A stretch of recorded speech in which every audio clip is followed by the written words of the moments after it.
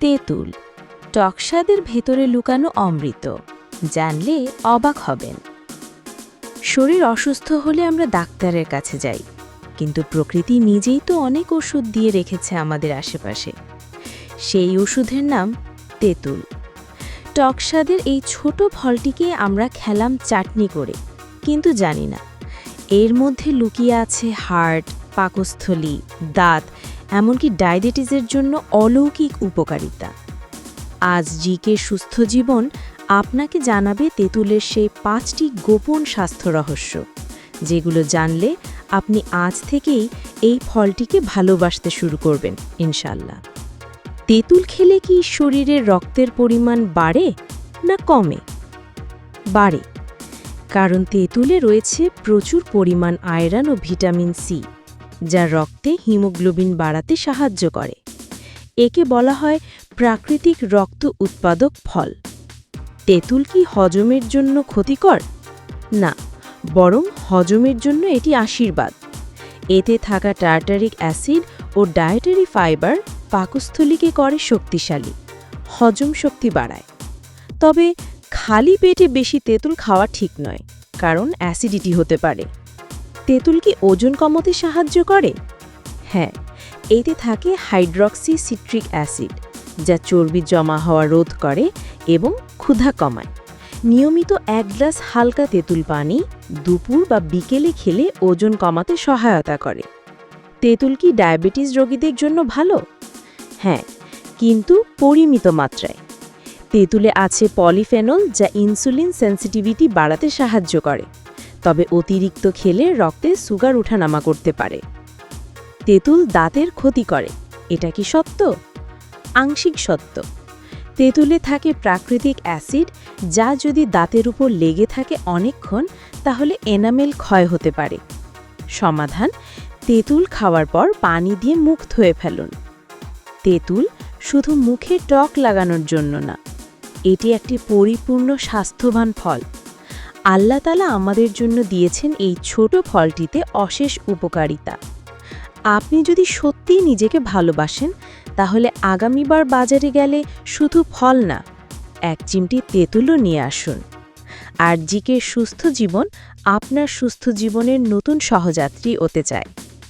Subscribe করুন, যেন আমরা প্রতিদিন কিছু জ্ঞান, কিছু ভালোবাসা এবং কিছু পরিবর্তন ছড়িয়ে দিতে পারি ইনশাল্লাহ। বন্ধু, ঘুম এই একটি শব্দ, যা শরীরের বিশ্রাম, মনের শান্তি আর জীবনের ভারসাম্য এনে দেয়। কিন্তু আজ ঘুম যেন বিলাসিতা হয়ে গেছে। চিন্তা, দুশ্চিন্তা, মোবাইল, কাজের চাপ সবকিছু ঘুমের শত্রু হয়ে দাঁড়িয়েছে। আজ আমরা অনেকেই রাতে বিছানায় যাই, কিন্তু ঘুম আসে না। তাই তোমার জন্য আজকের প্রশ্ন, কুইজ প্রশ্ন: ঘুম ভালো করার জন্য নিচের কোনটি সবচেয়ে গুরুত্বপূর্ণ? অপশন: ক, খালি পেটে ঘুমানো; খ, মোবাইল ব্যবহার করে ঘুমানো; গ, নির্দিষ্ট সময় ঘুমাতে যাওয়া; ঘ, চা কফি খেয়ে ঘুমানো।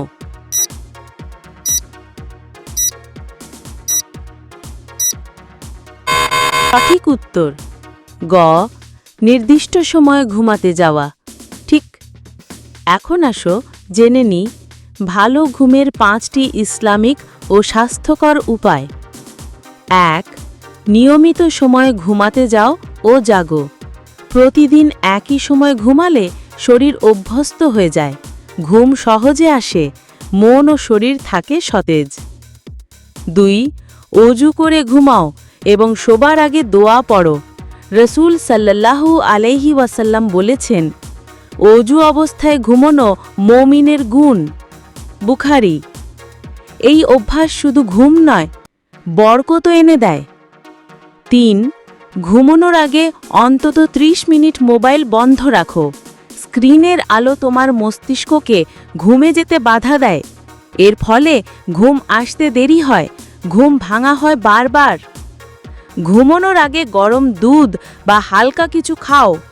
অতিরিক্ত খাওয়া বা একেবারে খালি পেটে ঘুমানো দুটোই ঘুমের দুশ্মন। হালকা খাবার শরীরকে শান্ত করে। 4. ঘুমানোর আগে আল্লাহর কাছে নিজের দুশ্চিন্তা ছেড়ে দাও। যে হৃদয় জিকিরে শান্ত, তার ঘুমও শান্তিময় হয়। একটি ছোট দোয়া পড়ো, দুটি কথা বলো আল্লাহকে, আর রেখে দাও সব টেনশন তার হাতে। বন্ধু, ভালো ঘুম মানে সুন্দর সকাল, আর সুন্দর সকাল মানে সফল জীবন। তাই আজ রাত থেকেই শুরু করো এই 5টি অভ্যাস। ভিডিও ভালো লাগলে একটা লাইক দিও, একটা কমেন্ট করো, আর ভালোবেসে চ্যানেলটি সাবস্ক্রাইব করো। চ্যানেলের নাম জিকে, সুস্থ জীবন, স্বাস্থ্য, সচেতনতা, ভালোবাসা।